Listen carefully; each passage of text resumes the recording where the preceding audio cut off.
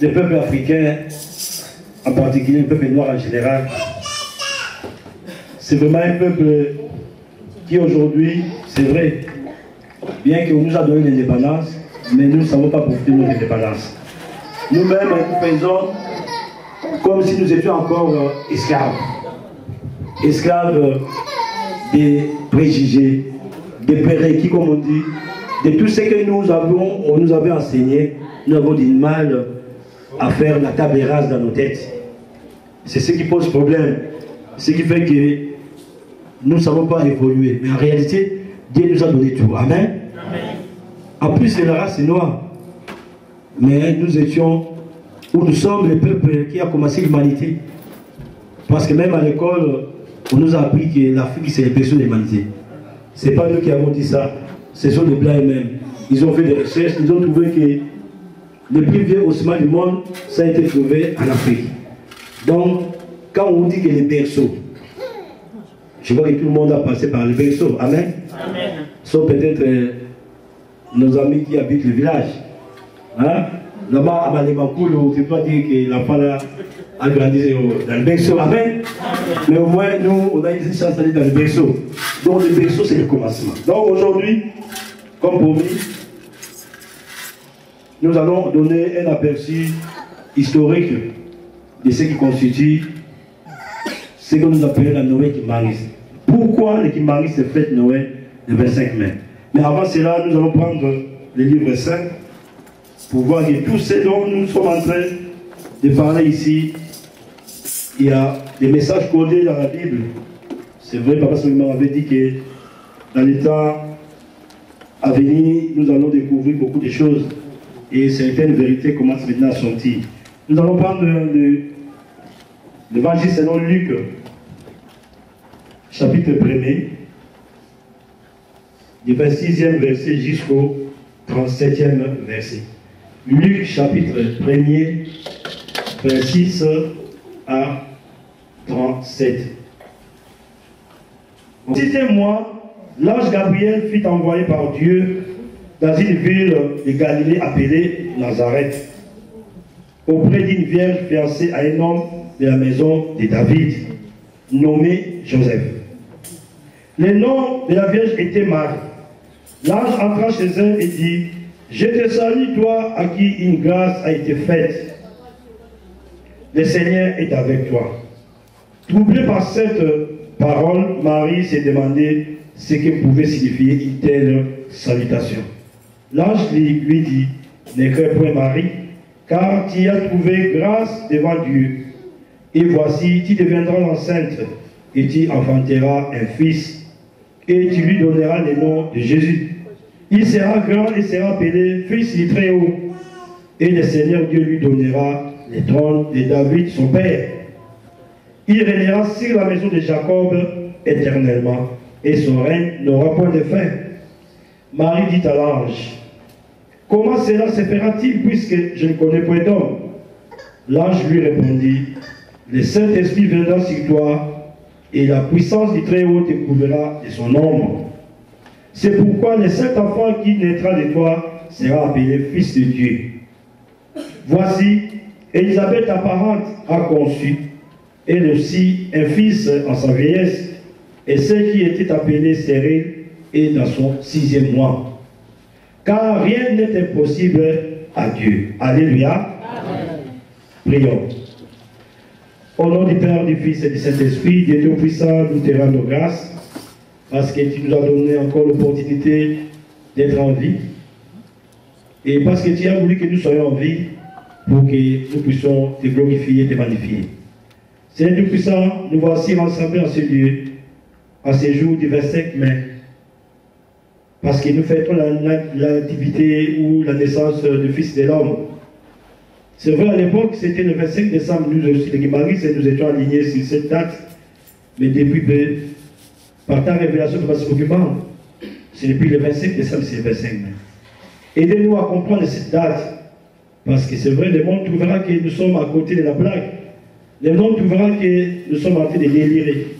Mais ta parole, c'est vrai, a des secrets cachés.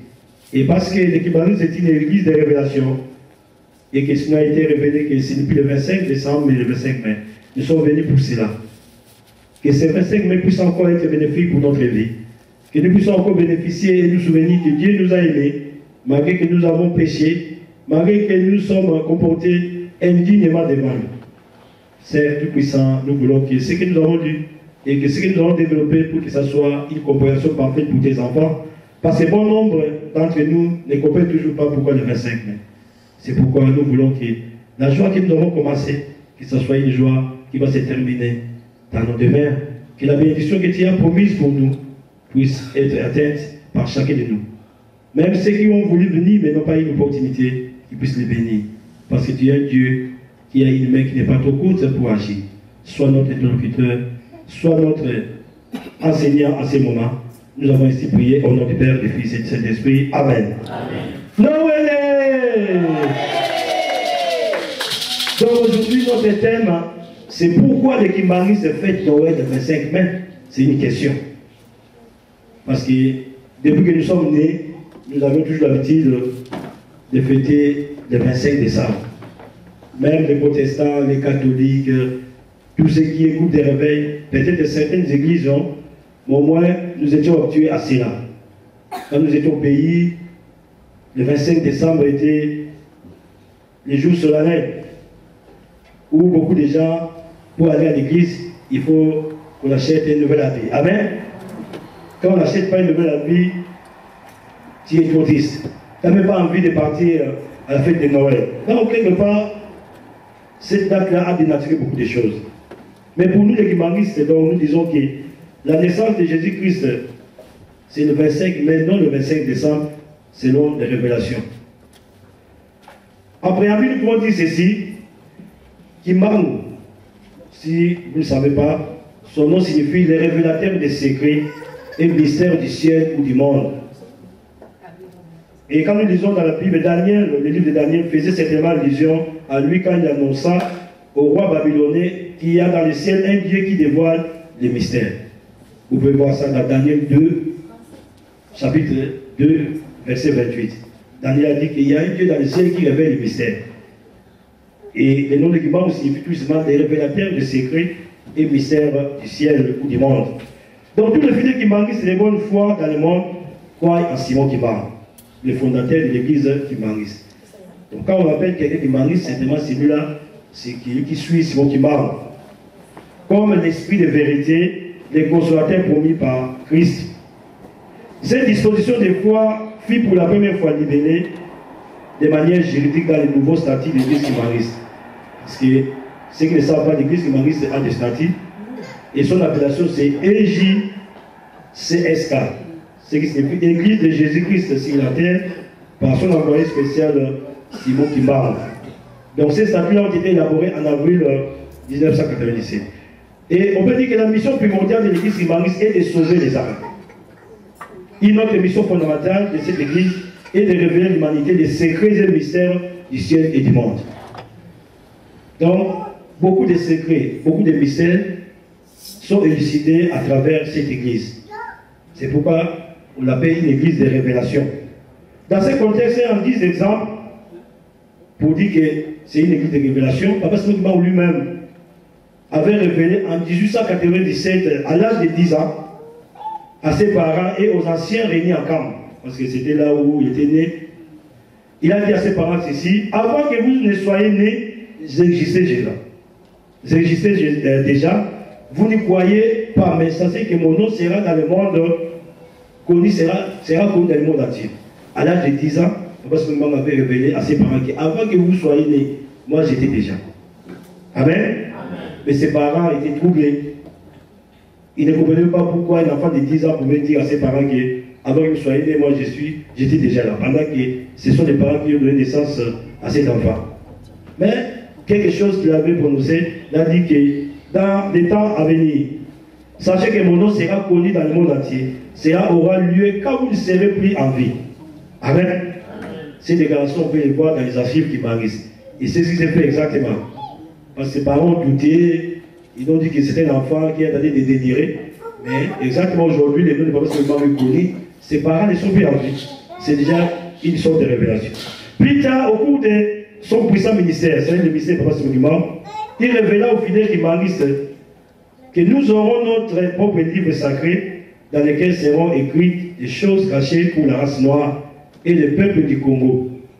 Ça, c'était la prédication matinale que Papa Simon avait faite le 10 septembre 1921 à Madassam. Il a promis que nous aussi, les Noirs, nous aurons un livre où sera écrite notre histoire. Ce qui est, parce que jusque-là, aujourd'hui, l'homme noir n'a pas un livre. Tout ce qui concerne l'homme noir, c'est oral. C'est pourquoi beaucoup des Africains en particulier, ou des Noirs en général, quand on leur parle de leur propre histoire des Noirs, ils doutent. Parce qu'ils demandent toujours, c'est écrit où? Amen. Beaucoup de gens avec qui nous avons des débats, pas des débats, des échanges, ils me demandent toujours, démontrez-moi dans la Bible les notes qui marquent. Les notes qui marquent ne peuvent pas être figées ici, parce que soit dit en passant, ce n'est pas les livres que les Noirs ont écrits, certainement beaucoup de choses ont été peut-être élucidées. Amen. Au relégué, parce qu'il y avait eu des gens à l'époque qui ont été arrêtés. Et non pas seulement arrêtés, mais relégués. C'est-à-dire on les va déplacer. Si vous étiez au Congo, on vous prenait à partir des Bas-Congo, on vous envoie à Idiof, on vous envoie peut-être au Kassai ou au Qatar. Donc, les relégués, ils étaient arrêtés parce qu'ils suivaient Papa Simon. Et Papa Simon, on leur avait dit, c'est à Loa. Il a révélé ceci. J'ai vaincu le monde et ces 4 coins m'ont été accordés par Dieu. À l'avenir, il ne restera qu'une seule église, une seule langue, un seul royaume, un seul roi, moi, Simon Kimaro. Amen. Cette déclaration a été faite le 5 août 1952 à Loa, à Congo-Kinshasa. Donc, quand il s'est adressé à ses relégués, il a dit, ne vous en faites pas, dans les années à venir, dans les siècles à venir, il ne restera qu'une seule église. Il y aura qu'une seule langue. Et il y aura ce seul roi, parce que les 4 coins ont été donnés. Donc aujourd'hui, les 4 coins, c'est pas seulement qui les contrôle. Et ceux qui viennent ici, j'ai déjà peut-être montré cette vidéo-là où un prêtre est parti dans une conférence sur les problèmes spirituels au niveau de l'église. On a posé une question. Dans les siècles à venir, dans ces siècles, qui va maintenant diriger ces mois? Et ce prêtre-là, blanc, avait répondu, Simon Kimaro. Et les gens ont voulu savoir. Et ce prêtre-là, c'est vrai, comme était Zaïwa, on a posé des questions, ils ne connaissaient pas. Mais voilà que cette déclaration-là a été faite le 5 août 1952. Amen. Amen. Mais la conférence-là a eu lieu, je crois, en 2008, 2009, si je m'abuse.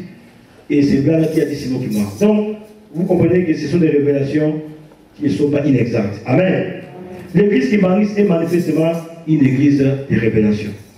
Voilà peut-être un préambule pour qu'on puisse vous situer pour ce qui concerne les révélations.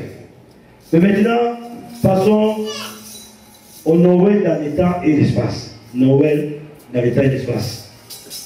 La naissance de Jésus-Christ est une fête anniversaire appelée la Nativité ou Noël. Quelle est la signification du mot Noël? Parce qu'il faut qu'on comprenne tout d'abord Noël, ça signifie quoi? Parce qu'on a toujours tendance à dire Noël.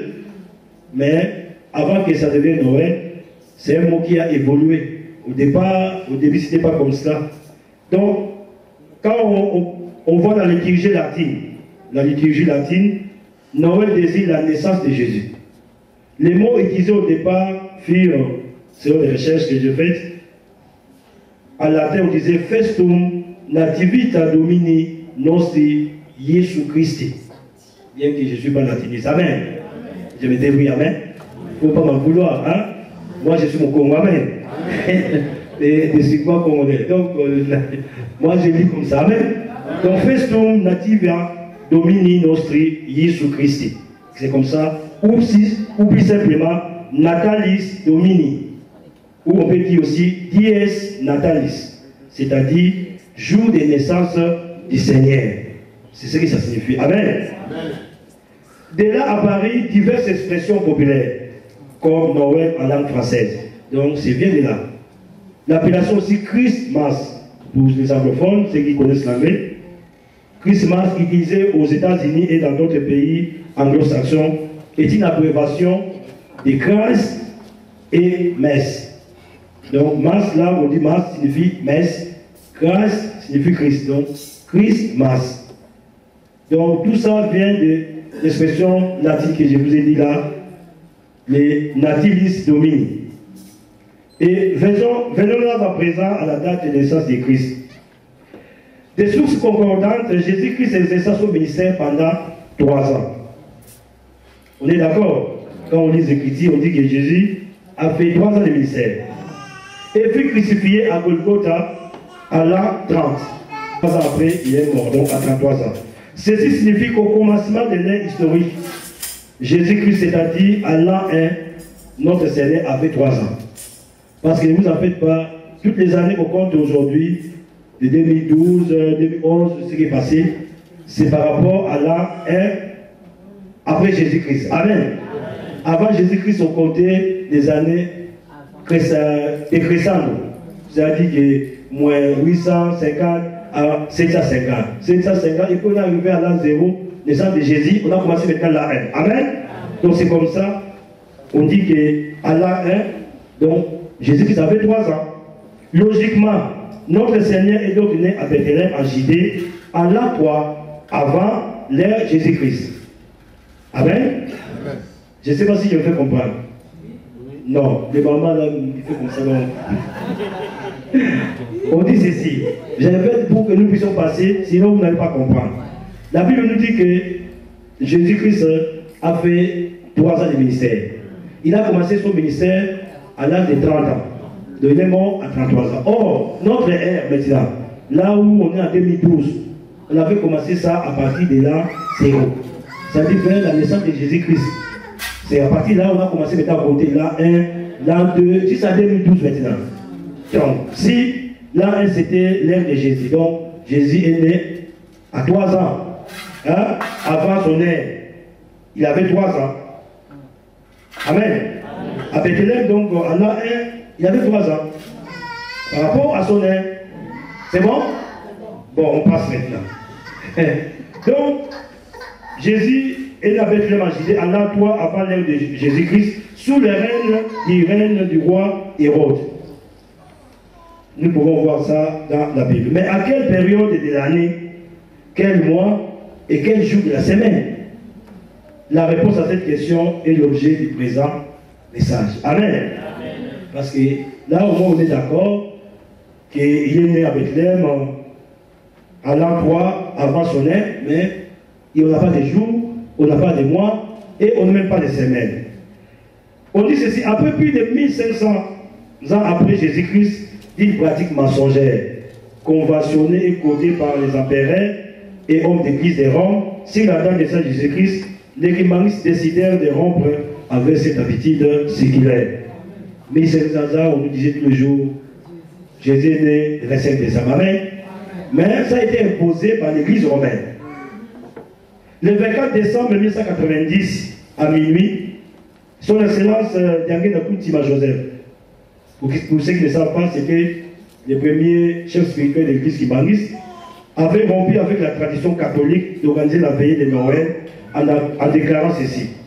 Jésus-Christ était né le 25 d'un autre mois que celui de décembre. C'est en 1990 que papa Diangé avait déclaré ça le 24 décembre. Tôt ou tard, vous connaîtrez ces mois. C'est un secret que vous découvrirez à travers des recherches. Amen. Donc, il était capable de nous dire ça. Mais il a dit que nous devons faire des recherches, nous les enfants qui manquent. Il n'a pas voulu donner cette date-là. Il a dit c'est mal le 25, mais les mois, faites des recherches que vous allez reconnaître. Notons que les veillées de Noël, les messes de minuit, constituent un symbolisme conventionnel. En effet, comment expliquer bibliquement ces messes de minuit? Bibliquement, pourquoi on fait les messes de minuit? La question peut encore être posée avec intérêt. Jésus-Christ est-il né à minuit? Amen. Que la recherche biblique continue. Parce qu'on fait la messe de minuit aussi, ça signifie que Jésus-Christ est né à minuit. Est-ce qu'il est né à minuit? Point d'interrogation. Le 24 mai 1996 à minuit, après un culte consacré au 80e anniversaire de sa naissance, son Excellence Dialunga Kiangan Salomon, ceux qui ne savent pas, c'était le deuxième fils de Papa Simon Kimang. Pour ceux qui viennent ici, où ils ont déjà écouté le message que nous avons donné sur l'histoire de Kimangis, ils comprendront les 3 fils de Papa Simon Kimang, dans quel cadre ils sont situés dans l'histoire de Kimangis. Et on dit que le 24 mai 1996, donc Papa Dialunga Kiangan Salomon poussa 3 fois un cri de joie. Noël, Noël, Noël, comme vous faites maintenant. Et le fidèle à l'effervescence et à l'ébullition comprit alors que le mois de mai est celui de Noël auquel faisait allusion sur le Seigneur dernier de Koutima 66 mois auparavant. Amen. Je vous ai dit que il a dit que c'est le 25 mai, mais cherchez dans la Bible, vous allez trouver. Et le 24 mai 85, c'est Papa Delman qui a crié à minuit Noël. Et on dit que l'Assemblée générale de l'Église qui marie s'est tenue du 27 au 31 mai 99 en Campbell à Jérusalem, après des recherches bibliques approfondies et une analyse conséquente, sérieuse, débouchant sur la conclusion logique que la Noël, jour de naissance de Jésus-Christ, sera désormais célébré par les maristes le 25 de chaque année, le 25 mai de chaque année. Et notre Seigneur Jésus-Christ est né le 25 mai et non le 25 décembre. C'est ainsi que partout dans les temples, les paroisses qui marissent, notamment nous aussi, parce que ne vous en faites pas, le Pégalon, c'est une branche du kimanisme. Parce que Papa Seigneur Kimango, avant qu'on fonde les JCK, que je vous dis, l'église de Jésus sur la terre, par son envoyé, Simon Kimango, c'était quelqu'un qui travaillait avec l'Esprit Saint. On appelait les Ngunza. Amen. Les Ngunza à l'époque, ce sont des gens qui prophétisaient, qui guérissaient. Comme Jésus-Christ aussi était un vrai Ngunza. Amen. Donc on dit que nous aussi, parce que nous sommes dans ces branches-là, c'est mis maintenant à étaler le savoir biblique et l'explication de Dieu pour argumenter cette importante révélation. Et on dit que la goutte d'eau commença alors à faire bouger l'océan, une goutte d'eau de vérité réunira l'océan des maçons, c'est la naissance de Christ Dieu. Mais qu'en est-il au juste? C'est ça la question qu'il faut nous poser. Qu'en est-il au juste? Pourquoi c'est 25 mai? Et pourquoi le 25? Pourquoi pas le 24? Et pourquoi pas le 19? Amen.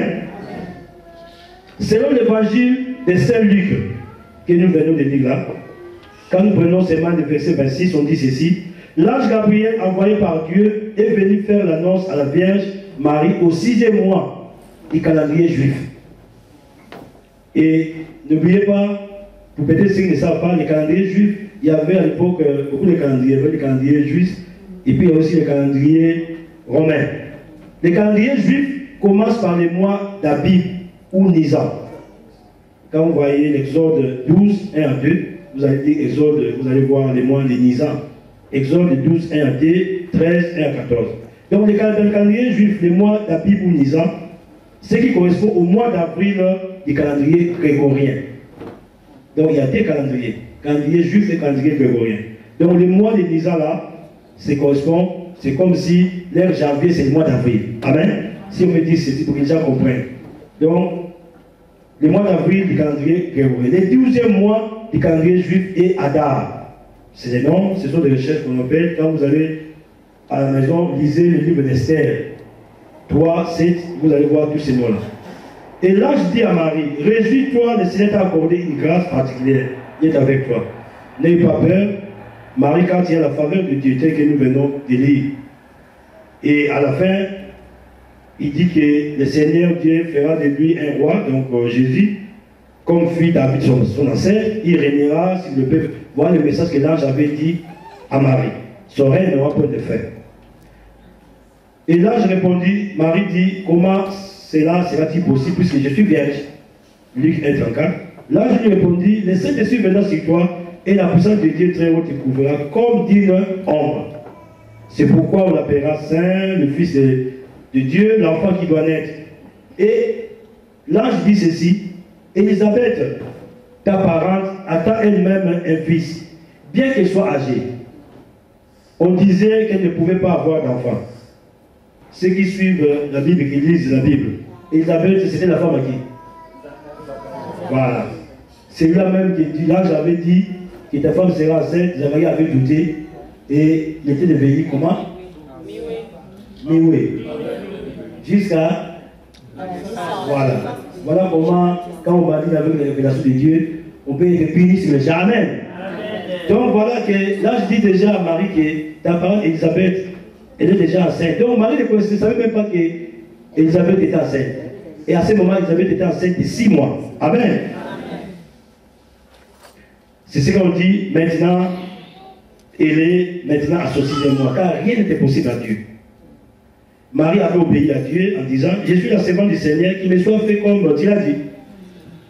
Mais si c'était toi, tu allais vérifier le modimo là. Amen. Quel est ce modimo qui veut me choisir? Moi qui suis vert, je dois être enceinte. Amen. Donc, on commence à demander ce que c'est. Le diable qui est venu me dire ou c'est le Seigneur. Alléluia. Mais Marie a dit, je suis ta servante, il faut faire comme ta volonté. Amen. Et à cette même époque, Marie s'est mise en route et s'est rendue à Naples, dans une ville de la région montagneuse de Judée, pour rencontrer sa parente Élisabeth, qui portait déjà des bébés Jean-Baptiste. La rencontre entre les deux femmes est très révélatrice. Au moment où Élisabeth étendit la salutation à Marie, l'enfant remua au-dedans d'elle. Donc l'enfant Jésus. Et Élisabeth aussi fut remplie du Saint-Esprit et s'écria d'une voix forte, Dieu t'a béni, puisque toutes les femmes et sa bénédiction repose sur l'enfant que tu auras. Amen. Donc quand on voit ces contextes, on comprend tout puisque nous avons affaire à des mamans qui priaient. Ce ne sont pas des païennes. Amen. Donc ce sont des mamans qui étaient remplies du Saint-Esprit. Parce qu'ils ne pouvaient pas faire des révélations comme ça à la légère. Et le Saint-Esprit aussi ne pouvait pas habiter ces mamans comme cela si elles n'étaient pas ces mamans qui connaissaient ce Dieu-là. Donc Elisabeth a prophétisé que c'est vrai, l'enfant qui se trouve dans nos seins, c'est l'enfant qui est béni. Amen. Et il dit, qui suis-je pour que la mère de mon Seigneur vienne chez moi? Donc Elisabeth a compris déjà que Marie portait l'enfant qui était son Seigneur. Luc 1, 39 à 43. Donc ainsi, après l'annonce de l'ange Gabriel, il est clair que courant septembre, la Vierge Marie était conçue par le Saint-Esprit. Pourquoi courant septembre? Parce que selon les calendriers juifs, le mois de Nisan, c'est avril. Or, quand on prend mai, on peut calculer mai, avril,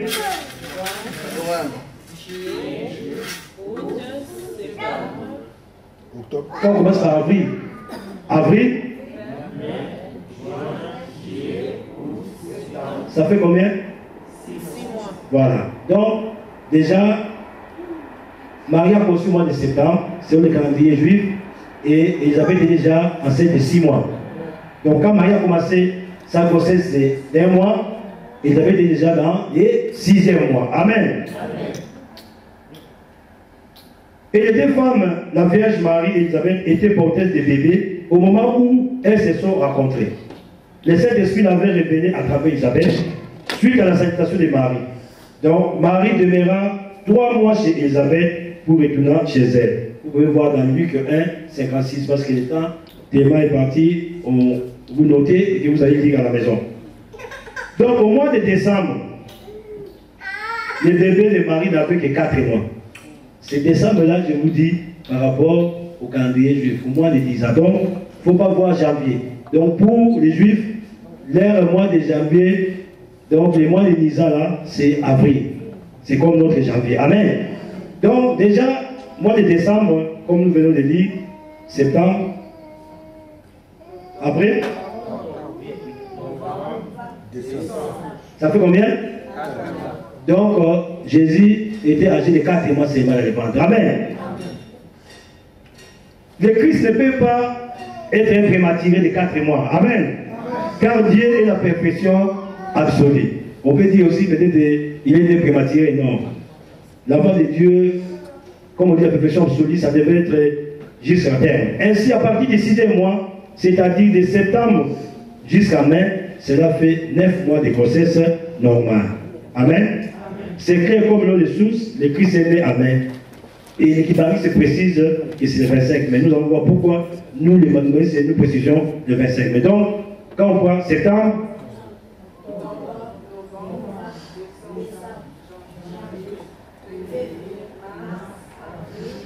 ça fait combien? Amen. Donc Jésus, à partir de septembre, le premier mois de la grossesse de Marie jusqu'à mai, ça fait 9 mois.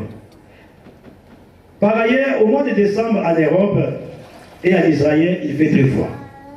C'est une vérité. Si nous étions peut-être en Afrique, mais nous sommes ici. Amen.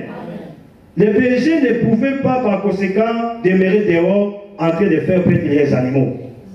Les bergers faisaient donc paître leurs animaux au moment où il fait beau temps, comme maintenant. Amen. Donc beau temps dehors, comme indiqué dans la Bible. Dans cette même région, il y avait aussi des bergers qui passaient la nuit dans les champs pour garder leurs troupeaux. Luc 2, 8.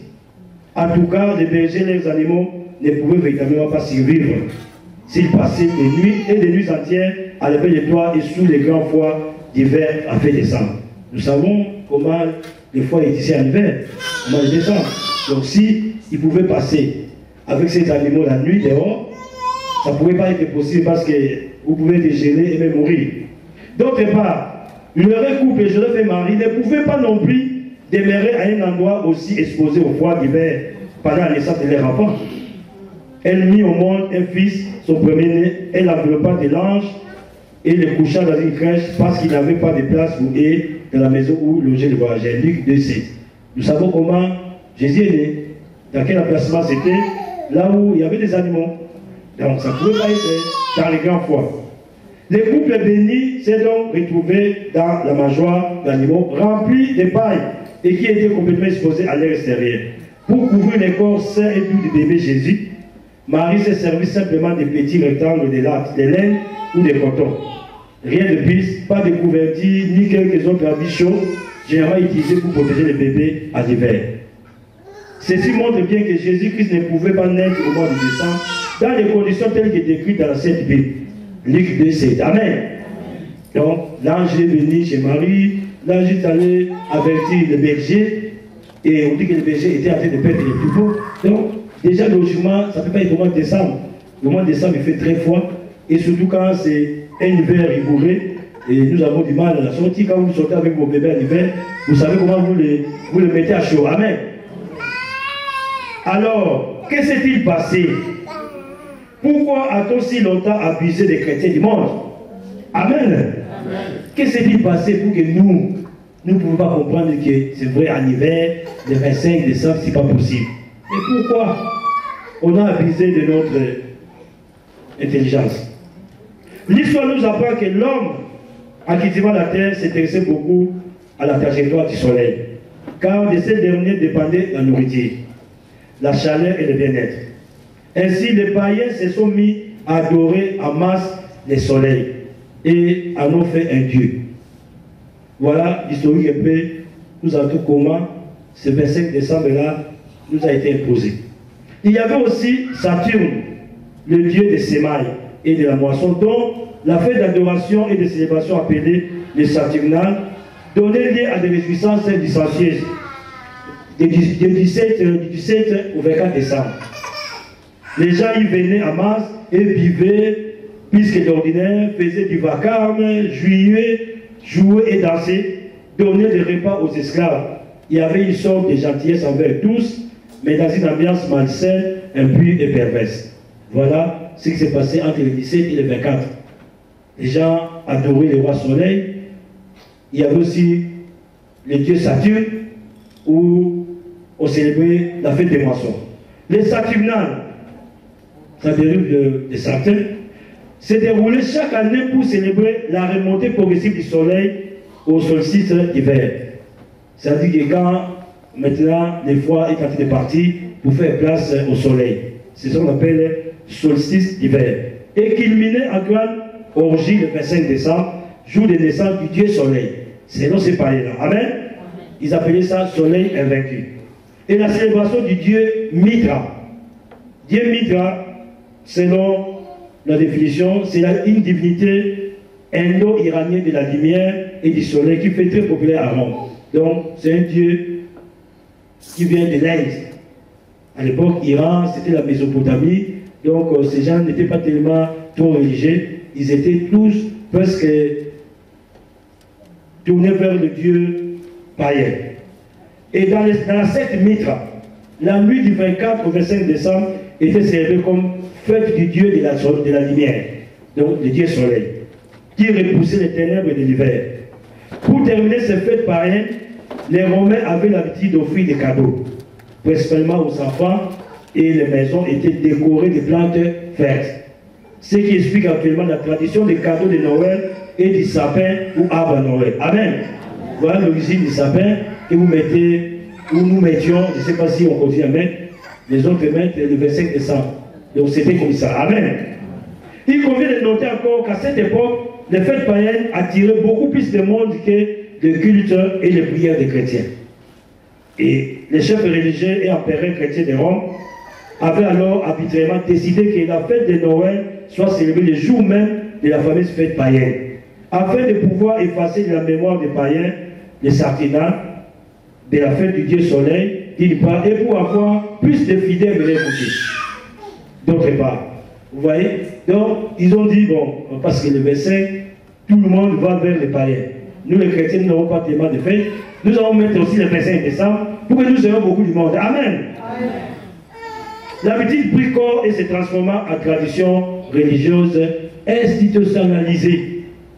Voilà comment on a institutionnalisé cela. C'est-à-dire pour contrecarrer une manifestation. Comme nous voyons souvent ici, il y a des gens qui manifestent contre une autorité et il y a des fanatiques qui veulent se faire une manifestation le même jour. Amen.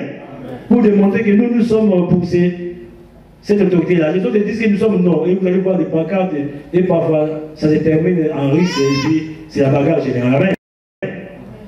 Dans ce contexte, on dit ceci. En l'an 353 après Jésus-Christ, les papes libèrent. Hein, c'est son nom-là. Sa papauté a eu lieu entre 352 et 366. Là, nous sommes déjà après Jésus-Christ. Instaura solennellement la nativité le 25 décembre, le jour même de la fête païenne du Dieu Soleil. Donc, c'est le pape Libère qui a instauré solennellement la date de la nativité, donc la naissance de Jésus-Christ, le 25 décembre, le même jour de la fête païenne du Dieu Soleil. Cette fête prit alors une grande importance dans le christianisme et devait même le début de l'année liturgique catholique. Voilà cette histoire. Des conventions et des codes spéciaux furent adoptés pour institutionnaliser et enjoliver la Noël dans le monde. Donc, ils ont récupéré une fête païenne, ils ont fait ça d'une fête chrétienne. Pourquoi? Parce qu'il y avait des païens ces jours-là, les chrétiens restaient à rien faire. Ils ont dit, le pape Libère a dit, bon, désormais, le 25 décembre, c'est le jour de Noël. Amen. En définitive, le 25 décembre, fête païenne du soleil invaincu, fut choisi puis imposé au monde de manière arbitraire et par un simple désir humain pour célébrer la naissance de Jésus-Christ appelé lumière du monde. Parce que les païens célébraient le Dieu soleil, la lumière, nous aussi parce qu'ils ont vu que c'était la lumière du monde. Jésus-Christ a dit, c'est le 25 décembre. Amen. Mais la solennité de Noël avait fini par christianiser la fête païenne. Donc, ça, avec le temps, remplacer cette fête-là. Et pourtant, le 25 décembre, vu comme Noël, est conséquemment une date fictive qui ne repose sur aucun texte biblique. Alléluia. Ils ont imposé. Et les païens, finalement, les chrétiens ont pris le dessus sur les païens et le 25 décembre est resté. Depuis que le monde, peu à peu, a compris les mensonges grossiers séculaires sur la Noël chrétienne, la fête conventionnelle du 25 décembre redevient païenne dans les fonds, comme elle a toujours réellement été. Amen.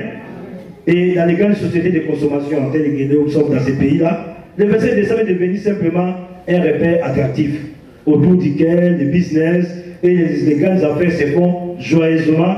C'est une fondation qui est un grand mensonge. Amen. Rappelez-vous, s'il vous plaît, la légende du Père Noël et ses beaux cadeaux aux enfants. Amen. Le 25 décembre est généralement devenu la fête de la famille et de la chaleur humaine, un moment de tolérance, de paix, de fraternité. Tant mieux, pourvu que le Christ soit sorti de ses sacrilèges. Amen. Donc, vous comprenez que c'est les mêmes habitudes de cette fête-là, les païens, qu'on avait l'habitude de donner des cadeaux. Nous aussi, nous avons pris cette habitude-là. Les 25, il faut chercher des champomis. Amen. Hein? Alléluia. Les enfants sont petits, ils attendent le 25. Papa, il n'y a pas de champomis. Amen. Des cadeaux. Donc, si vous ne donnez pas de cadeaux, c'est comme si Noël n'était pas. Donc, tu vois que dans les fonds, cette fête-là a repris tout simplement les habitudes de ces gens-là. Alors, on peut donc considérer que les révélations qui marient ici la Noël se sont avérées constructives et justes. La question nous paraît résolue. Il n'y a plus de débat. Et la grande révélation des papas d'Allouin qui est en Salomon. Pourquoi nous disons ces noms-là? Pourquoi nous le citons pour cette grande révélation?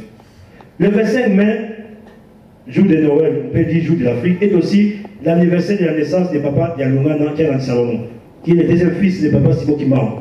Il est né en 1916, il est mort en 2001. Et Papa Dialungana Kiangani Salomon, comme je dis, second fils de Simon Kimbangu, était désigné par son père pour garder Kamba, Nouvelle-Jérusalem. C'est pourquoi les fidèles l'appelaient affectueusement Papa Fumwambaza, c'est-à-dire le gardien de la cité, celle de Kamba. C'est parmi ces fils-là, lui, de sa naissance jusqu'à la mort, il n'est même pas sorti, il n'est même pas arrivé en Europe. Amen. Donc il était toujours à Kamba. C'est pourquoi quand vous allez, c'est les gens qui côtoient nos frères qui sont là-bas, quand on dit Papa Fumwambaza, donc on fait allusion à Papa Salomon Dialungana. Et dans son hospitalité légendaire, il ne voulait discuter sérieusement avec ses autres qui allaient arriver à Kamba, Jérusalem, qu'après être rassuré, qui était déjà bien logé et correctement nourri. Serviteur toujours disponible, Papa Fumwambaza, notre Papa Dialungana, aimait aussi l'agriculture, l'élevage, la pisciculture.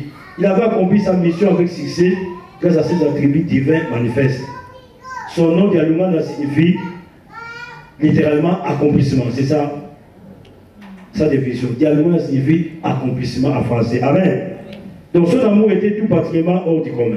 Mais en effet, les œuvres et l'aspect évangélique de ce que Papa Simon Kimbangu a laissé, et aussi Papa Dialungana, son charisme et l'extrême sagesse, et au degré de son amour, et l'étonnante humilité de Papa Dialungana Kiangani Salomon ont montré qu'il était vraiment le fils de Dieu. Il était très humble. Pour ceux qui l'avaient côtoyé, ils savent. Il guérissait toutes sortes de maladies. Il y a même des films où, dans sa vieillesse, dans sa maladie, on a dit de voir qu'il est tenté de résister une jeune fille qu'on a amenée mourante. Amen. Il a tenu seulement sa main comme ça, il disait rien, sa main qui tremblotait comme ça, mais cette jeune fille-là est revenue à la vie. Amen. Il a montré toute sa vie durant des signes de puissance, révélé des secrets et mystères, du reste comme l'a fait Papa Simon Kimbangu. Et nous pouvons ouvrir une parenthèse avant de continuer pour dire que l'histoire du kimbanghisme est relatée par certains témoins clés, acteurs qui sont encore en vie. Il y a certains qui ont vécu ce que Papa Simon Kimbangu a fait, et ces gens sont encore en vie. Vous pouvez même les contacter à Kinshasa. Ils ont même donné des témoignages qui ont constitué même des livres, et qu'on est en train de lire aujourd'hui. On peut donc vérifier quelques faits sur le terrain. En effet, en décrivant les attributs divins de Papa Dialungana Kiangani, certains lecteurs ignorants pourraient passer à une flatterie ou à une imposture.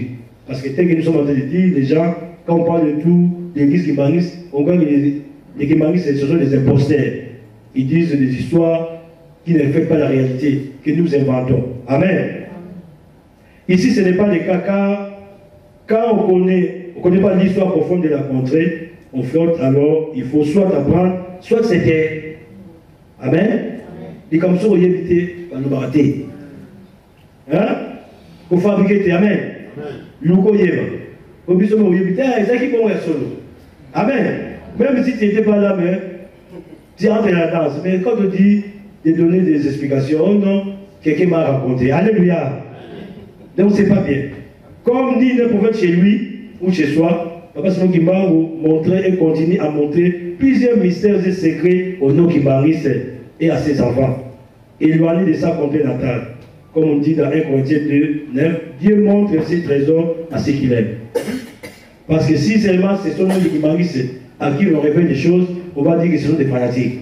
C'est pourquoi Papa Simon Kimbangu utilise aussi les autres. Vous allez voir, même dans une émission appelée Émission Bazoba, il y a même des gens qui sont des catholiques. Que Papa Simon Kimbangu se révèle, il dit des choses et il vient montrer ça au monde. Amen. Sinon, si c'est vous, si c'est moi, on va dire non, c'est du fanatisme, hein. Vous faites de l'apologie de quelqu'un. Amen. On dit ceci, l'année 2000 fut pleine de révélations faites par Papa Dialungana Kiangani. Au début de l'année 2000, troublé par les fausses alarmes occidentales sur la fameuse fin du monde, vous vous souvenez en 2000, hein, où on disait que tout allait finir aussi. Surtout quand, moi je me souviens à l'époque, en 1999, moi j'étais au bureau informaticien comme j'étais, on a dit que tous les ordinateurs allaient s'arrêter. On nous a même vendu des programmes là, non, les blancs ne sont pas gentils, amen. Mais c'était du mensonge, les ordinateurs ne sont même pas arrêtés. On a dit que parce que c'est 1999, quand on arrive le 1er janvier 2000, tout s'arrête. Amen. Oh, les ordinateurs ne vont plus fonctionner. Même les avions, il faut faire attention. Parce que soit disant que les ordinateurs n'étaient pas capables d'aller au chiffre 2000. Mais moi, je me souviens, ces jours-là, c'était tombé samedi, on n'avait pas travaillé. On a laissé l'ordinateur, le lundi, on est venu, on a allumé, tout fonctionnait. Amen. Mais pendant ce temps, on a fait vendre des programmes là, ces programmes pour que l'ordinateur ne puisse pas s'arrêter. Mais moi, j'ai laissé un ordinateur de mon bureau, je n'ai même pas mis ces programmes, j'ai dit, il faut que je vois si ça va s'arrêter. Amen. Je suis venu le lundi, j'ai allumé l'ordinateur, ça travaillait. Et puis ça affichait même 1er janvier 2000. Mais ce ne sont pas des gens gentils. Amen. Ils ont fait de l'argent sur le compte de la peur. Alléluia. Donc voilà, après. Donc on dit que Papa Dalouman a appelé calmement le fidèle à persévérer dans les prières, annonçant à Kamba ce qui était, c'est ce que je vous dis là. Il a dit ceci. Ce qui était à droite est désormais passé à gauche. Et ce qui est à gauche est allé à droite. Amen. Alléluia. Amen. Dans l'Ibaris, ce sont des déclarations comme ça, mais ce sont des déclarations pleines de sens spirituel. Amen. C'est ce que j'ai dit. Un jour, peut-être nous ne serons pas là, on comprendra que non, nous étions d'abord de voix. Parce qu'aujourd'hui, beaucoup de gens sont en train de railler sur nous, parce qu'ils connaissent bien la vérité. Mais parce qu'il y a beaucoup d'enjeux sur cette date de 25, changer ça d'emblée comme ça, il y aura plus de ventes dans les supermarchés le 25, les cadeaux ne vont plus marcher, et c'est pas bien. Alléluia. C'est pourquoi il faut dire que non, il faut que ces gens-là arrêtent avec les histoires du 25 mai. Et on dit l'Assemblée générale qui marie de 4 avril 2000, les lamentations du Papa Dalouman qui avait mis dans l'exergue l'attention et le réfléchissement parmi les fidèles qui marient. Mais le 9 avril 2000, au cours du culte qui marie, une petite lueur vivifiante vint éclairer à nouveau le visage des fidèles pendant l'écoute solennelle du vibrant message de la délégation américaine relatif au plan d'action des Africains américains et à l'imminence de leur arrivée à Kamba, à Jérusalem. Parce qu'il y a eu des Américains qui sont venus à Kamba pour dire qu'ils sont allés se préparer pour rentrer chez eux. Les Américains, une délégation, ils disent il faut que vous prépariez l'endroit parce que là où nous sommes, ce n'est pas notre endroit. Nous préparons pour entrer dans notre source. Donc ils sont venus dire ça. C'est pourquoi là, quand vous allez à Kamba, vous allez construire une cité qu'on appelle Kendall. Et Kendall là, c'est tout ça pour préparer l'arrivée de ces Américains noirs qui vont revenir. Ce n'est pas moi qui le dis, ce sont ces délégations des Américains qui sont venus à Kamba en 2000, le 9 avril, et même ils avaient déclaré cela. Amen. Et quand arriveront-ils à Kamba? Point d'interrogation. C'était une question joyeuse, fréquente et lumineuse. Cette petite lueur créa un certain espoir, réchauffant les contacts entre les fidèles et réconfortant assurément Papa Fumamba. Parce que Papa Fumamba a régné dans une époque où il y a eu un peu de tension dans l'église libanise. La preuve qu'après même sa mort, et vous savez ce qui se passe aujourd'hui, il y a une scission, il y a un groupe qui est parti de ce côté, l'autre est resté, c'est à cause de ça. Mais les jours suivants, le 10 avril 2000, contre toute attente, il avait alors plu au père spirituel de faire sentir aux fidèles l'ambiance du chant de pèlerinage depuis Psaume 126, en nous révélant clairement sa pécularité divine. En effet, le 10 avril 2000 à 14h30, 17 mois avant sa mort, Papa Gangan Salomon fit devant des témoins et pour la première fois une grande révélation en Kamba Nouvelle Jérusalem à ses termes. C'est Papa Gangan Salomon qui dit: si l'on vous demande qui est le Christ que le monde entier cherche depuis longtemps, dites que c'est moi. Je suis revenu. Vous pouvez l'annoncer maintenant au monde entier. Amen. Amen. On dit que cette révélation, ça a été une fille colossale dans un monde où la foi est petite. Quelqu'un que vous voyez toujours, qui était devant vous, et un jour, il se lève et dit que si le monde cherche le Christ, c'est moi.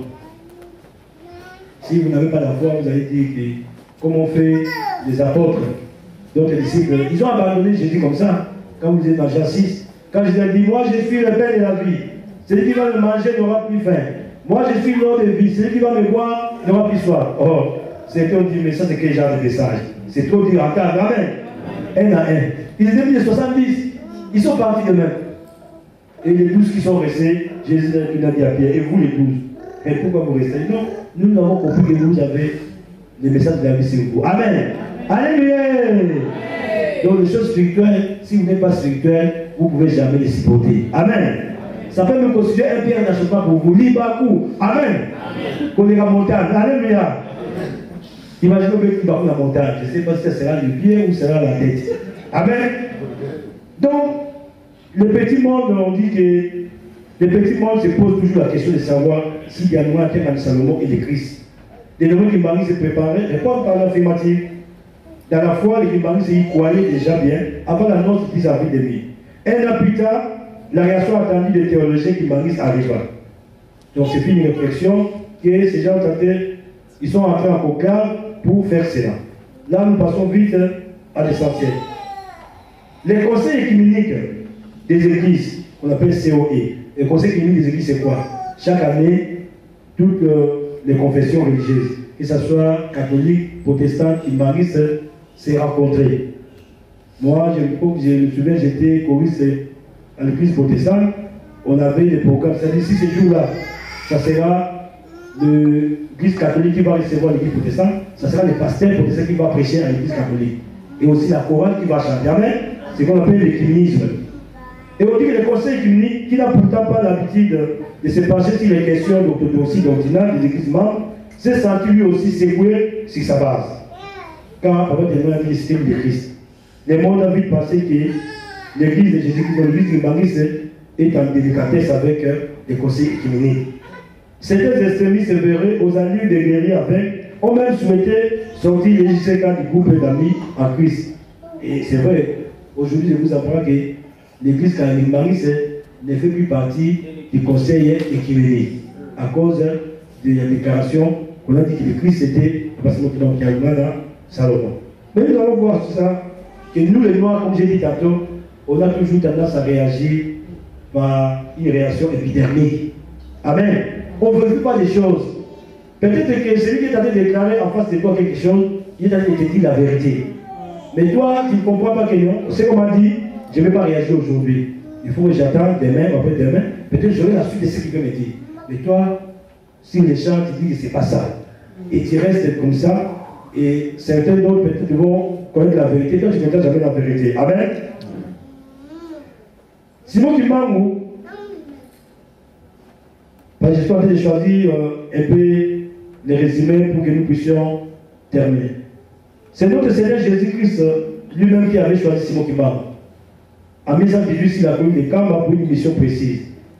On avait dit, Simon Kimbangu, mon père était fidèle, j'étais choisi pour demander de moi et pour les conduire sur la voie de la vérité du salut. Ce qui était ici, quand on avait enseigné l'histoire du marisme, on avait dit ça. Ta mission sera difficile, mais ne crains rien car je demererai toujours à tes côtés. Amen. On fait l'histoire du marisme, écrit par moi dans la page 21. Livre l'histoire du marisme, nous allons voir cette citation. Ceci dit, l'épreuve des fonds pourrait peut-être résider ailleurs. Et c'est le manque de discernement sur le mystère de l'incarnation qui est le fondement du symbolisme chrétien. Et c'est le refus de discerner de nombreuses références bibliques sur Christ et son retour sur terre. Est-ce que c'est de la simple mauvaise foi pour continuer à viser la galerie? Et c'est la crainte des conséquences prévisibles pouvant bouleverser l'ordre des judéo-chrétiens qui continue à dominer le monde. C'est ce que je vous ai dit. Les gens ont déjà l'habitude, le 25 décembre, si nous le mettons le 25 mai, beaucoup de choses vont changer. Et faisons de telle sorte que ces gens qui disent la vérité ne puissent pas le dire au monde. Ou au moins, le monde ne puisse pas les suivre pour dire que ce sont des gens qui sont en train de désirer. Amen. Dans Jean 14, 1 à 4, on dit ceci. Le Christ avait dit, ne soyez pas inquiets, croyez en moi. Croyez en Dieu, croyez en moi. Il y a beaucoup d'endroits où demeurer dans la maison de mon Père. Et je vais vous préparer une place. Je ne vous l'aurais pas dit si ce n'était pas vrai. Et après être allé vous préparer une place, je reviendrai et je vous prendrai auprès de moi là où je suis. Amen. Donc ce sont des méditations sur quelques témoignages bibliques. Jean 14, 18 à 19 dit ceci, le Christ précise, je ne vous laisserai pas seul, je reviendrai vers vous. Et si vous comprenez, le Christ avait dit qu'il ne va pas nous laisser, il reviendra vers nous. Dans peu de temps, le monde ne me verra plus, mais vous, vous me verrez parce que je vis et vous vivrez aussi. Amen. Le Christ était déjà parti chez le Père et est revenu, comme promis, vers nous pour nous encadrer, nous éduquer, nous conduire, mais les gens de ce monde ne le savaient pas réellement. Alléluia. D'après Apocalypse 3:12, on dit ceci, le Christ avait dit encore, je ferai de celui qui est vainqueur une colonne dans les temples de mon Dieu, et il n'en sortira plus. J'écrirai sur lui les noms de mon Dieu et les noms de la ville de mon Dieu, la nouvelle Jérusalem qui va descendre du ciel, envoyée par mon Dieu. J'écrirai aussi sur lui les noms nouveaux que je porte. Voilà donc le Christ devait porter un nom nouveau. Amen. Apocalypse 3:12. Les enfants de Dieu rentreront finalement dans l'enclos du Père pour ne plus se perdre. Sur eux seront écrits les noms de Dieu, les noms de la nouvelle Jérusalem et les noms nouveaux que porte le Christ. Aujourd'hui, la nouvelle Jérusalem est connue. Amen. Amen. Le nouveau nom de Christ est aussi connu. Alléluia. Amen. Décrivant les bouleversements et les cataclysmes devant arriver avant la venue du royaume de Dieu, Jésus-Christ reçut la question suivante de ses disciples. Où cela se passera-t-il? Parce que Jésus avait décrit comment sera la fin du monde. Quand vous allez voir des guerres, quand vous allez voir des problèmes de famine, des tremblements de terre, sachez que l'avènement du Fils de l'homme est prêt. Amen. Et les disciples ont posé la question à Jésus. Où cela se passera-t-il, Seigneur? Et Jésus répondit immédiatement. Où sera les cadavres? Là aussi se rassembleront des vautours. Luc 17:37. Je vous dis que la Bible a des citations tellement mystérieuses que c'est seulement avec la révélation que vous pouvez comprendre. Jésus a donné cette réponse. Où sera les cadavres? Là aussi se rassembleront des vautours. Les gens savent, les vautours, leur problème c'est quoi? C'est de manger seulement les cadavres. Quand le lion a fait son travail, il a bouffé, il a fini, il est bien rempli, il laisse les carapaces et les vautours viennent. Amen. C'est pour qu'on dit que là où il y a des cadavres, là ça semble des vautours. Évidemment, le Seigneur sera là, présent. Aujourd'hui, en camp à Nouvelle-Jérusalem, autour du mausolée où est gardé le corps de Papa Simon Kimbangu. On dit que gravitent, défilent et se rassemblent des chrétiens, des citoyens des différentes nations du monde. Tout comme nous le rappelle la dernière chanson de ce Papa Simon Kimbangu, qui stipule que vous recevez les familles de toutes les nations du monde.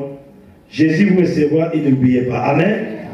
Donc les cadavres de Papa Simon Kimbangu, c'est là où se trouve, c'est là où les vautours vont s'assembler. C'est là où les gens vont toujours à Kamba, à pèlerinage, les peuples de toutes les nations. Amen. En effet, les nations du monde défilaient et continuent à défiler à Kamba, Nouvelle-Jérusalem, et c'était les gardiens de la cité sainte. C'est-à-dire Papa Simon Kimbangu, Papa Dialouma Nakian Salomon plutôt, qui les recevait toujours des années durant. C'est le sens donné à Luc 17:37 que nous venons de lire. Là où sera les cadavres, là aussi rassembleront les vautours. Amen. Et au cours des derniers temps, avant l'an 2001, il y avait un certain révérend Benassil, il était un ancien directeur du cabinet du chef spirituel de l'église Kimaris. Avait plusieurs fois posé la question à Papa Dialouma Nakian Salomon pour savoir s'il était vraiment Jésus-Christ. Et on dit qu'il n'y avait pas de réponse. Un jour, il a reformulé sa question autrement. Donc, le révérend Benassil, qui par pouvoir de formation était un physicien de formation, il a posé la question à cet homme. Papa Foumamad, nous savons que quand vous étiez parmi les Juifs, ces derniers vous ont fait beaucoup souffrir, saboter, torturer, humilier et crucifier. Vous êtes mort dans la honte. Mais pourquoi, après tant de souffrances atroces, êtes-vous encore revenu chez nous? Afin une brève réponse claire sortie de la bouche de Papa Dialouma à ce terme. Ce n'est pas ma faute. Mon père voulait qu'il en soit ainsi. Amen. Et on peut voir ça dans le archive qui manque, c'est le révérend Benassil qui vit à Kinshasa et il peut être personnellement contacté pour poser ces questions, pour avoir de plus amples détails. Et le jeudi 26 mai 1916, à 6 h du matin, Papa Dialouma Salomon était né à Kamba, Nouvelle-Jérusalem, situé au nord de l'Angola. À sa naissance, les habitants de Kamba furent surpris car n'ayant pas vraiment remarqué une grossesse très visible chez la mère. Maman ou le mari qui a. D'ailleurs, cela demeure un grand mystère relatif à la descente sur terre des êtres célestes. Les mêmes constats furent faits à la naissance de deux autres fils de Papa Simon Kimbangu. Mais après tout, le mystère divin est toujours hors du commun. La Vierge Marie avait, elle aussi, été conçue mystérieusement par le Saint-Esprit pour donner naissance à Jésus-Christ, Fils de Dieu. Amen. Et le 13 mai 1917, pour les 13 de chaque mois, jusqu'à l'octobre 1917, la Vierge Marie, qu'on appelle la Madone, apparaissait à trois jeunes enfants portugais. Je ne sais pas si vous savez cette histoire. Au sommet d'un arbre, les chênes à Fatima au Portugal. Amen. On appelle Notre-Dame de Fatima. Elle leur avait confié trois secrets. Le 13 mai 1917. Donc la Vierge Marie est apparue à ces deux enfants, mais cette Vierge n'était pas une Vierge blanche, c'était une Vierge noire. Et cette Vierge leur a fait confier trois secrets, dont le troisième ne devait être dévoilé et divulgué qu'en 1960 par le pape de Rome. Donc on leur a donné trois secrets. Maintenant, on dit que les derniers secrets devaient être divulgués en 1960 par le pape, en fonction de cette année-là. Ces secrets placés dans une enveloppe étaient envoyés au Vatican chez le pape. Et c'est le pape Benoît XV. Retenez bien cette histoire ici. C'est le pape Benoît XV qui réceptionna cette enveloppe et la scella dans les archives du Vatican. On dit que le pape Jean XXIII, dès qu'il avait lu devant les cardinaux le contenu de l'enveloppe en question, il a été désemparé. Très consterné, il prit précisément la décision de ne pas divulguer le troisième secret de Fatima. C'est jusqu'aujourd'hui. Le troisième secret. Ça devait être divulgué. Donc, il a lu ça devant les cardinaux. Mais ce qu'on a lu dans le secret, apparemment, n'était pas leur faveur. Il dit non, il ne faut pas qu'on divulgue ça. Amen. Mais depuis quelques années, Dieu Tout-Puissant a déjà fait connaître ce secret. Dieu est noir et Jésus-Christ est africain, vit au nord de l'Angola. Voilà ce secret-là. Mais ce secret-là a été divulgué. Par qui? On va voir. Le pape qu'on connaît, c'est lui-là même qui avait dit ça. Donc, les secrets que la Vierge Marie de Fatima avait donné aux trois enfants, c'était que Dieu est noir, Jésus-Christ est africain. Il vit au nord de l'Angola. Amen. Amen. Quel mal y aurait-il à publier cette vérité? Sinon des craintes et des conséquences. Le Seigneur Jésus-Christ est noir. Il vit au nord de l'Angola. C'est la Vierge Marie qui annonça cette bonne nouvelle le 3 juillet 1917 à Sœur-Lucie, à Fatima, au Portugal. Tandis que Papa de Salomon était né une année auparavant, le 25 mai 1916, et vivait précisément au nord de l'Angola, à Kamba, Nouvelle-Jérusalem, au cœur de l'Afrique. Alléluia! Voilà que on dit que Dieu est noir, Jésus est africain, il vit au nord de l'Angola. Et Papa de est né, tout ça va 1916, et vivait précisément au nord de l'Angola, dans la nouvelle ville sainte, Nouvelle-Jérusalem. Amen. Mais en 1980, au Kenya, le chef de l'église catholique, le pape Jean-Paul II, lors de son voyage en Afrique, en confrontant les fidèles du continent, quand il parlait aux fidèles catholiques du continent africain, avait déclaré que Dieu est noir et Jésus-Christ est lui-même un Africain. Amen. Ce n'est pas moi qui l'ai dit. Et ce n'est pas Jean-Paul II avant de mourir. Donc, voilà que ce secret-là datait déjà de 1917, ils avaient gardé. Mais pas Jean-Paul II, il a trouvé qu'avant de partir, il faut que je dise ça. Dieu est noir, Jésus est africain. Est-ce que vous pouvez comprendre cela? Une déclaration de la bouche d'un grand chef spirituel, d'une grande église de renommée mondiale. Pourquoi il n'avait pas dit que Dieu est blanc, Jésus est européen? Amen. Est-ce que nous les Africains, depuis que cette déclaration a été faite, est-ce qu'on fait un effort pour savoir quel est ce Jésus africain dont on parle? Amen. Insistant auprès des Africains pour qu'ils recherchent leur authenticité, déclara en fait, toujours Jean-Paul II, si la sève est celle de l'Église universelle, il faut aussi que le fruit ait la saveur de l'Afrique. Alléluia. Vous pouvez voir ça dans les Jeunes Afrique, le journal Jeune Afrique numéro 135 de 1990. Si vous pouvez demander à Jeune Afrique, s'ils peuvent vous chercher les archives de 1990. Jeune Afrique numéro 135. Donc, il a dit que ceux qui les Camerounais qui lit et où il y a l'Afrique, il y a Et c'est quelqu'un qui est Mamoumanangope et Outakuna. Alléluia. C'est ce que ça signifie. Donc lui, il est venu exhorter les fidèles catholiques. Mais il a dit que non, Dieu est noir, donc Dieu est de votre race. Jésus-Christ aussi, il est africain. Il vit au nord de l'Angola. Il n'a pas voulu préciser, donc il savait. Amen. S'il dit ça, c'est tellement. Je ne peux pas dire que papa maman vit en France s'il ne connaît pas papa maman. Amen. S'il ne connaît pas le pays que papa maman vit en France. Après son audacieuse déclaration en Afrique centrale, le pape Jean-Paul II avait failli être assassiné. En effet, l'année suivante, le 13 mai 1981, le tireur armé de 23 ans, qui s'appelle Mehed Ali, tenté vers 17 de tuer le pape Jean-Paul II. Peut-être on l'avait envoyé parce qu'il ne fallait pas qu'il dévoile ça. Amen. Grièvement blessé, le souverain pontife garda les lits d'hôpital pendant plusieurs mois pour des opérations chirurgicales successives et ils lui ont guérison. Dieu quand même a fait pour qu'il puisse être épargné de la vie.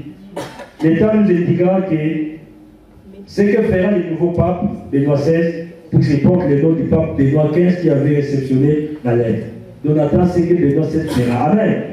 Parce que Benoît XV avait réceptionné la lettre. Hein? Jean-Paul II avait dévoilé les secrets. Maintenant nous attendons ce que fera le pape Benoît XVI. Alléluia. L'enveloppe venue du Portugal est contenant le troisième secret de Fatima. Peut-être qu'il va faire une déclaration solennelle.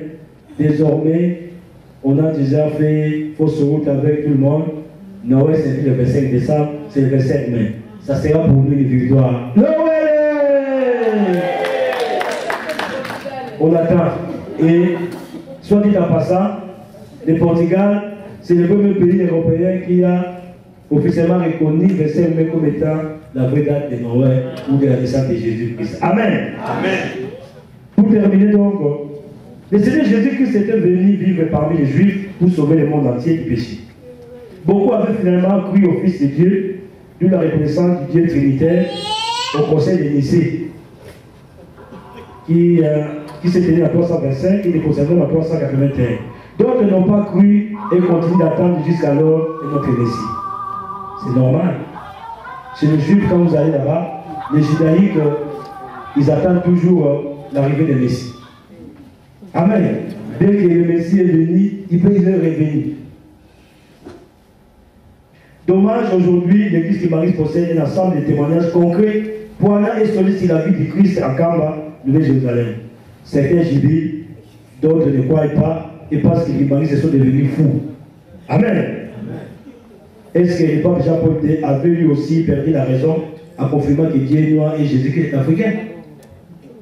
Il faut nous poser cette question. Amen.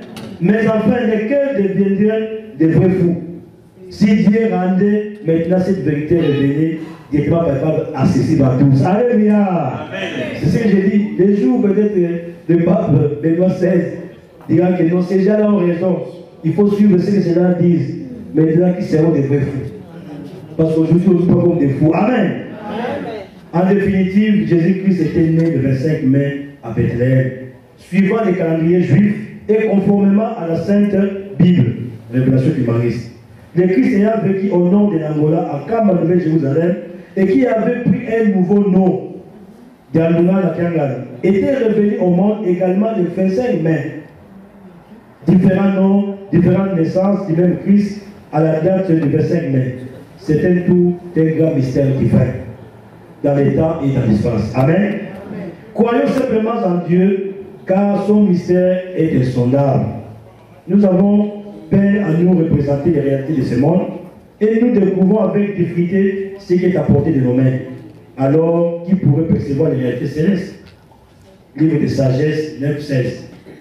Toutefois, pour ceux qui se sentiraient troublés ou hantés par des doutes, mais malgré tout, désireraient sincèrement savoir plus sur les révélations du Marie précitées, la meilleure démarche actuelle serait certainement de se rendre à la cité sainte de Kamba, Nouvelle-Jérusalem. Si Dieu, dans son amour infini, dans sa miséricorde, a trouvé qu'il faut qu'il puisse remettre de l'ordre, il faut qu'il puisse se réconcilier avec l'homme qu'il a créé à son image, à sa ressemblance, et que l'homme a dévié de la ressemblance de Dieu. Par son amour, il nous a envoyé son Fils. Nous aussi, nous devons intérioriser ces caractères d'amour. Nous sommes obligés d'avoir l'amour. Amen. Amen. Parce que l'amour, c'est Dieu. Et on le voit souvent aussi, quand nous étions enfants, quand nous faisions des bêtises, nos pères nous punissaient. Une seconde, la troisième seconde, ils nous cajollaient. Amen. Amen. Aussi, nous devons être comme cela. Surtout dans l'église de Dieu, nous venons apprendre à vivre en communauté, en parfaite harmonie. On peut avoir des différends, on peut avoir des petits problèmes. En fin de compte, ce qui compte, c'est l'amour. Amen. L'amour, c'est tout. Dieu nous a montré l'exemple, nous devons comprendre cela. Parce que si, chaque année, nous fêtons la Noël, chaque année, nous venons à l'église tous les jours, et que nous ne parvenons pas à mettre en exergue ce que Dieu veut que nous puissions être. Et nous allons nous poser la question, pourquoi nous sommes là? Un enfant de Dieu, c'est quelqu'un qui a un grand cœur. Amen.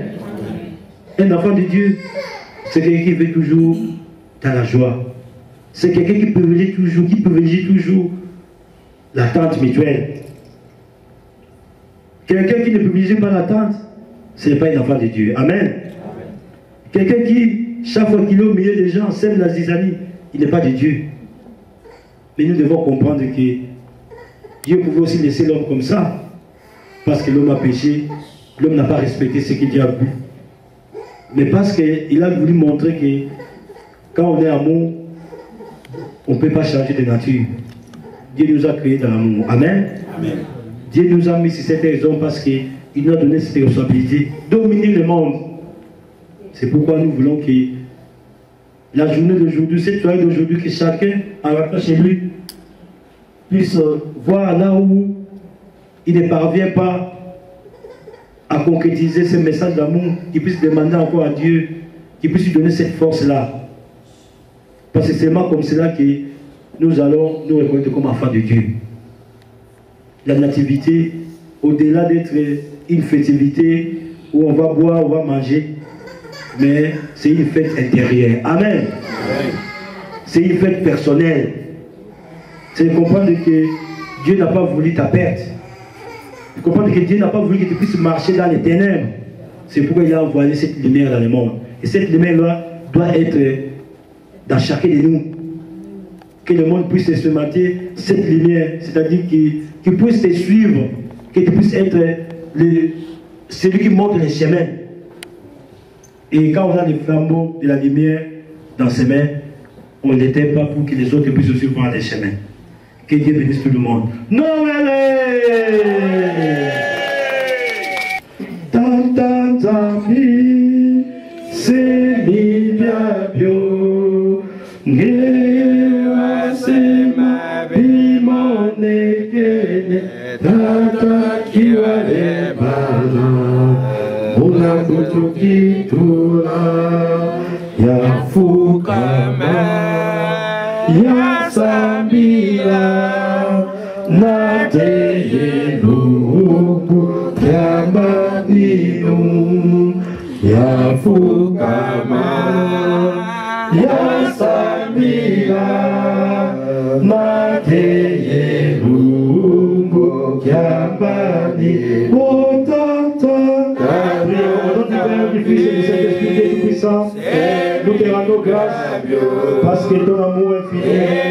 Nous donnons son amour infini, Dieu Tout-Puissant, nous fait encore des révélations parce que le monde est en train de marcher dans les ténèbres, des mensonges, des dates conventionnelles qui ne répondent pas aux exigences bibliques, mais pas parce qu'on demande à travers le Saint-Esprit. Il nous a révélé. Et c'est vrai, le 25 mai, c'est la vraie. Et beaucoup de gens, c'est vrai, depuis cette déclaration, n'ont jamais trouvé la lumière de cette déclaration. Mais nous, les Cubains, nous savons que l'Africain, Jésus, mon parmi, c'était Papa Galimana à Salomon. Et que le Dieu noir, c'est Papa Sénat. Mais c'est vrai, il y a beaucoup de chemin à faire pour les gens. Même pour les enfants qui viennent ici, beaucoup n'ont pas encore compris pourquoi ils sont dans l'équibalisme et pourquoi l'équibalisme devait révéler au monde des secrets gardés bibliquement et qui devaient faire marcher le monde dans la lumière. nous avons écouté les messages. Pourquoi nous les évangiles et nous avons compris. Pour ceux qui n'ont pas compris, nous demandons qu'ils puissent les assister en foi, d'aller prier, qu'ils puissent leur donner des révélations là où ils sont, dans leur maison, qu'ils puissent comprendre et qu'ils fassent face aussi aux contradicteurs. Parce que beaucoup de gens disent que les dimanches sont des fous. Parce que le 25 décembre, c'est pour nous. Et pourquoi le 25 décembre? Mais nous sommes certains sûrs que ce que nous avons commencé, ça finira par convaincre le monde. Et bientôt, Seigneur Dieu, nous allons prendre des petits cocktails. Nous demandons qu'ils puissent les bénir aussi. Bénir aussi les mecs qui l'ont fait. Et que ceux qui n'ont pas eu l'opportunité de venir ici, que tu puisses aussi les bénir. Parce que la bénédiction que tu vas nous donner, tu puisses aussi attraper tes enfants. Nous n'avons pas prié comme des païens. Mais depuis les mots que nous avons adressés, nous savons que tu connais nos besoins. Et que notre besoin primordial, et que nous puissions hériter le royaume des cieux. Et que ces jours-là, c'est tout ce qui met à ta droite pour dire que entrez dans mon royaume des enfants. Merci encore Père, parce que ton amour est encore parmi nous. Merci encore Père, parce que ta miséricorde est infinie. Laissez-nous combler de ta joie. Et nous savons que nous sommes bénis par le Seigneur. Que tu sois loué, que tu sois magnifié.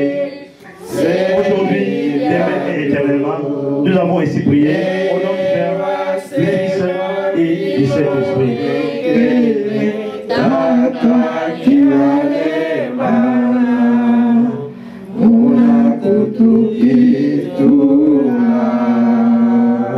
Amen.